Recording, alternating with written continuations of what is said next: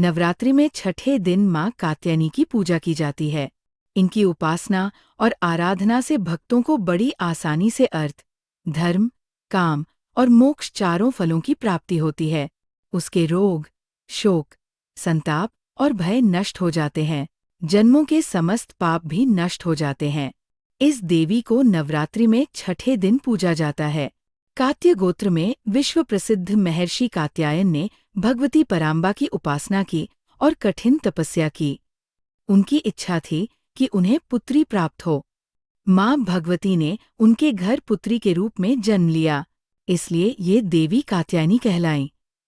इनका गुण शोध कार्य है, इसीलिए इस वैज्ञानिक युग में कात्यायनी का महत्व सर्वाधिक हो जाता है। इनकी कृपा से ही सारे कार्य पूरे हो जाते हैं। ये वैद्यनाथ नामक स्थान पर प्रकट होकर पूजी गईं। माँ कात्यायनी अमोघ फलदायिनी है। भगवान कृष्ण को पति रूप में पाने के लिए ब्रज की गोपियों ने इन्हीं की पूजा की थी।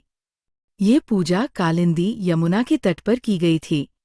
इसीलिए ये ब्रजमंडल की अधिष्ठात्री देवी के रूप में प्रतिष्ठित है।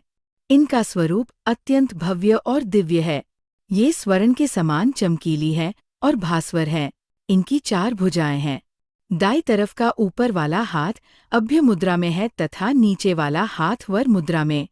माँ के बाईं तरफ के ऊपर वाले हाथ में तलवार है व नीचे वाले हाथ में कमल का फूल सुशोभित है। इनका वाहन भी सिंह है। इनकी उपासना और आराधना से भक्तों को बड़ी आसानी से अर्थ, धर्म, काम और मोक्ष चारों फलों की प्राप्ति होती है। उसके रोग, शोक, संताप और भय नष्ट हो जाते हैं। जन्मों के समस्त पाप भी नष्ट हो जाते हैं।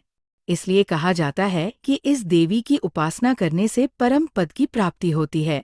इसी तरह और भी दिव्य कथाएं सुनने के लिए चैनल को सब्सक्राइब करें। आपके विचार हमारे लिए बहुत कीमती हैं, इसलिए कृपया कमेंट में हमें ज़रूर बताएं। अगली कथा में फिर मिलेंगे। जय माता दी।